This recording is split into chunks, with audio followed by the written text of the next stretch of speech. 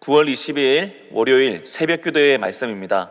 성경 말씀은 구약 성경 출애굽기 18장 1절에서 12절까지 말씀입니다.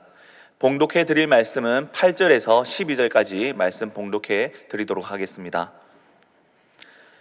모세가 여호와께서 이스라엘을 위하여 바로와 애굽 사람에게 행하신 모든 일과 길에서 그들이 당한 모든 고난과 여호와께서 그들을 구원하신 일을 다 그 장인에게 말하매, 이드로가 여호와께서 이스라엘에게 큰 은혜를 베푸사 애굽 사람의 손에서 구원하심을 기뻐하여 이드로가 이르되, 여호와를 찬송하리로다. 너희를 애굽 사람의 손에서와 바로의 손에서 건져내시고 백성을 애굽 사람의 손 아래에서 건지셨도다. 이제 내가 알았도다. 여호와는 모든 신보다 크심으로 이스라엘에게 교만하게 행하는 그들을 이기셨도다 하고, 모세의 장인 이드로가 번제물과 희생제물들을 하나님께 가져오매 아론과 이스라엘 모든 장로가 와서 모세의 장인과 함께 하나님 앞에서 떡을 먹으니라. 아멘. 네, 오늘 말씀을 보시면 출애굽기 이후에 이스라엘 백성들이 광야에 머무는 때에 모세의 가족이 상봉하는 것을 볼 수 있는 본문입니다. 그 가운데 1절 말씀을 보시면 이 모세의 장인에 대하여서 언급을 하고 있습니다. 1절 말씀에 모세의 장인이며 미디안 제사장인 이드로가 하나님이 모세에게와 자기 백성 이스라엘에게 하신 일, 곧 여호와께서 이스라엘을 애굽에서 인도하여 내신 모든 일을 들으니라 라고 기록이 되어 있습니다. 모세는 그의 장인 이드로가 먼저 이 소식을 들었다는 것을 알지는 못하였을 것입니다. 하지만 고대 시대에서도 큰 사건들에 대하여서 소식이 전해지는 것은 생각보다 빠르다는 것을 우리가 생각해 보아야 합니다. 큰 사건, 놀라운 일들이 일어났을 때에 그 지역에게만 보도되는 것, 즉 소식이 전해지는 것이 아니라 상인들과 그리고 왕래하는 많은 사람들이 놀라운 사실들을 일파만파 전하기도 하였습니다. 이처럼 애굽 사건, 즉 출애굽 사건에 대하여서 이 애굽에게만 이 소식이 전해지는 것이 아니라 애굽 이외에 많은 지역에도 이 소식이 분명 전해졌을 것입니다.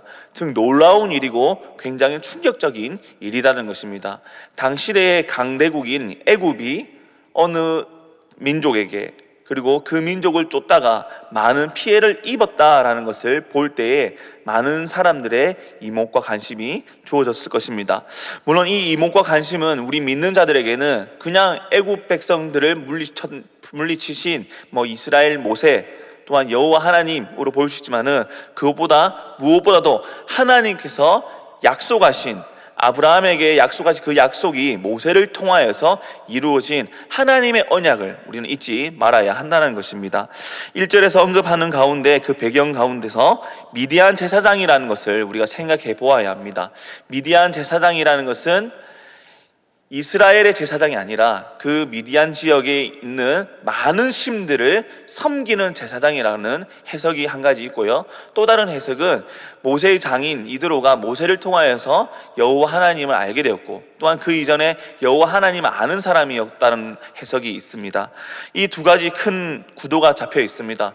여호와를 아는 자, 여호와만을 아는 자, 이 두 가지 해석이 있는데요, 정확한 것은 무엇인지는 알 수 없지만은 성경 본문을 통하여서 모세의 간증을 통한 이드로의 신앙 고백이 있다는 것을 볼 때에 이드로는 하나님을 알고는 있었으나 하나님이 어떠한 분인지를 모세를 통하여서 정확하게 알게 되었다는 것을 생각해 볼 수 있습니다.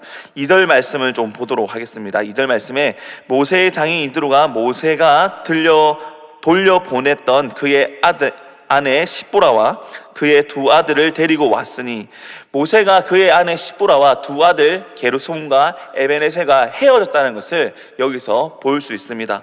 성경 말씀에서는 출애굽기에서는 정확하게 언제 어떻게 하여서 헤어졌다라는 말씀은 기록이 되어 있지 않습니다.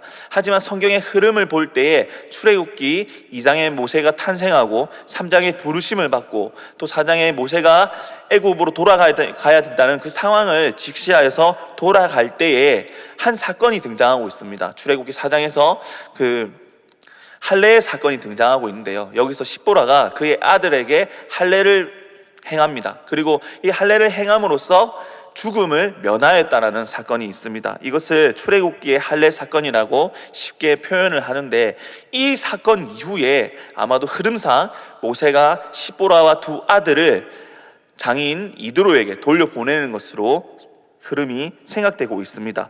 그래야 해서 모세는 출애굽을 진행하기 전에 애굽으로 돌아갈 때 그의 가족들과 헤어졌다는 것을 생각해 볼 수 있습니다. 그러면 모세가 왜 그의 가족들과 헤어졌을까요? 아마도 모세가 부르심을 받았지만은 모세의 행동을 볼 때에 그가 계속해서 하나님께서 명령하신 것에 대하여서 확신보다는 두려움과 떨림과 그리고 의구심이 남아있었던 것으로 생각이 됩니다. 모세도 하나님께 떨기나무로 부르심을 받았지만은 또한 그의 손이 낫고 병들고 낫고를 통하여서 그가 하나님이 대단한 능력을 가지신 분이라는 것은 알고는 경험을 했겠지만은 그가 맡은 사명, 즉 그가 출애굽을 해야 된다는 것을 깨달았을 때에 자신이 할 수 있을까라는 두려움이 분명히 있었을 것으로 판단이 되어지는 것이죠. 그래야 해서 그가 겪었던 상황 가운데서 가족을 다시 미디안 고향으로 돌려보내는 것을 생각해 볼 수 있습니다. 그래야 해서 그 떠나보냈던 가족들이 다시금 18장에서 상봉을 하는 상황이라는 것입니다. 3절과 4절에서는 그의 두 아들의 이름을 볼 수 있습니다. 이 이름의 뜻에 대하여서는 나중에 한 번 더 살펴보도록 하겠습니다. 5절 말씀을 보시면 모세의 장인 이드로가 모세의 아들들과 그의 아내와 더불어 광야에 들어와 모세에게 이르니 곧 모세가 하나님의 산에 진친 곳이라. 여기서 하나님의 산이라는 이제 표현이 나옵니다. 하나님의 산이 무엇인가? 출애굽기 3장에서도 하나님의 산 호렙이라고 말씀하였고요. 그리고 출애굽기에서 십계명을 받았을 때에도 20장에서는 하나님 산 시내산이라는 표현을 하고 있습니다. 즉 호렙산과 시내산은 같은 이름이고, 또한 하나님의 산이라고 표현하는 이유는 이 시내산 호렙산이 대단한 지역, 성지, 거룩한 땅이라는 것이 아니라 하나님이 이스라엘 백성 모세와 만난 곳이라는 것을 의미하는 것입니다.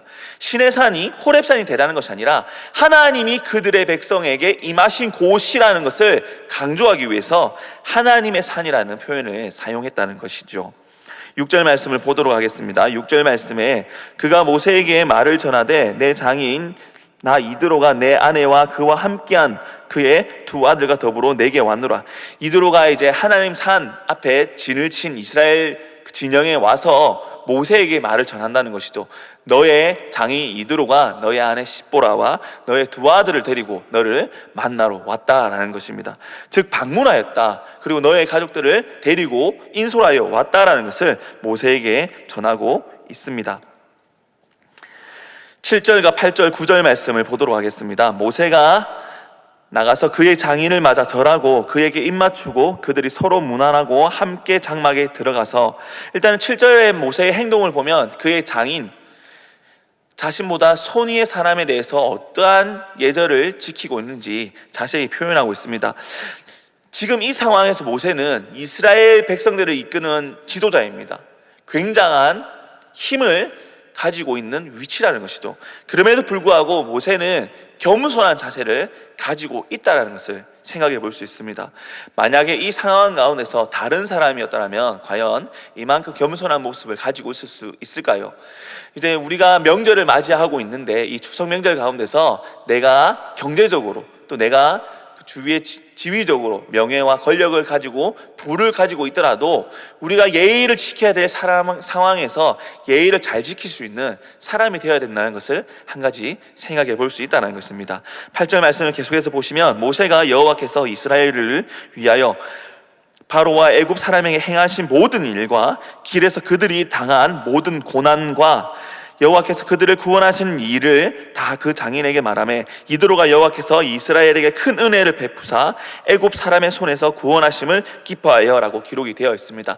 이제 모세가 그의 장인에게 인사하고 그가 겪었던 일들에 대해서, 즉 하나님께서 우리에게 행하신 일이 무엇인지 간증을 하고 있다는 것입니다. 이 간증의 내용을 살펴보시면 당연히 모세가 10가지 재앙을 나타낸 것과, 그리고 10가지 재앙 가운데서 바로의 반응, 그리고 10가지 재앙을 통해서 애굽에 닥친 심판이 무엇이고, 그 심판 가운데 빠져나와서 홍해 사건, 그리고 홍해 이후에 전쟁을 치르고, 그리고 지금 여기까지 왔다라는 것을 바로 그 장인 이드로에게 전하였을 것입니다. 즉 이스라엘이 당한 고난과, 그리고 하나님께서 베푸신 은혜와 구원과, 그리고 그 사랑을 모세가 간증을 하였다는 것이죠.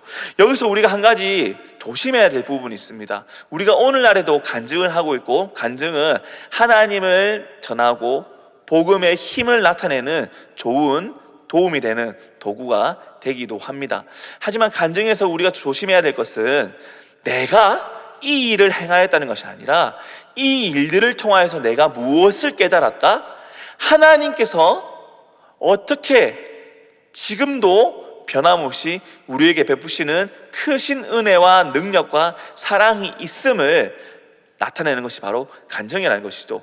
내가 대단한 사람이다라는 것을 전하고 드러내는 것이 아니라 하나님께서 어떠한 일을 행하셨는지 온전히 하나님만을 드러내는 것이 간증이라는 것입니다. 즉 모세도 이러한 일을 하였을 것입니다. 모세도 겸손한 자였고, 또 하나님 앞에 순종하는 자였고, 하나님의 쓰임받은 자로서 하나님을 나타내고 하나님 전하기에 충분한 일을 이 간증을 통해서 하였을 것입니다.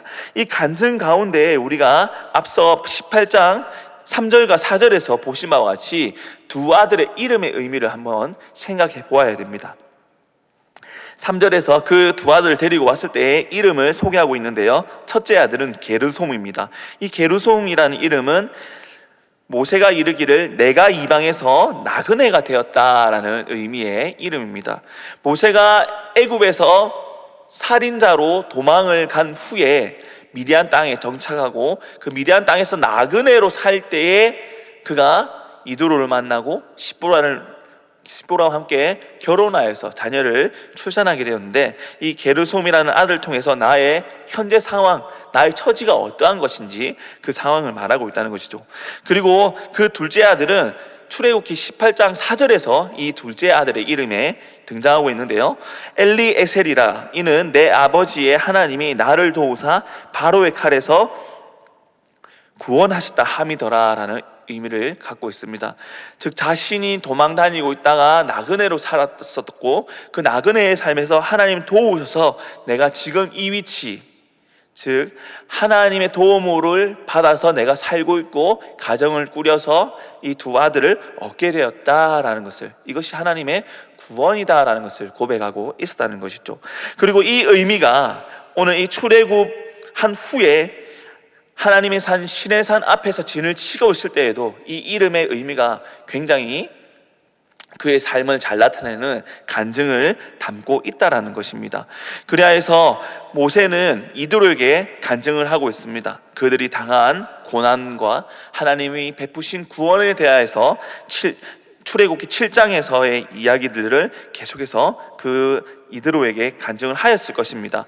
그 내용을 보시면 10가지 재앙, 홍해 도하, 마라의 쓴물, 그리고 만나와 메추라기, 아말렉 전투, 그리고 지금 여기에 머물고 되어 있는 지금 이 상황까지 간증을 하였을 것입니다. 이 소식을 들은 이제 모세의 장인 이드로가 어떠한 반응을 합니까? 9절에 이드로가 여호와께서 이스라엘에게 큰 은혜를 베푸셨고, 그리고 애국 사람의 손에서 구원하신 분이라는 것을 기뻐하고 있다는 것이죠.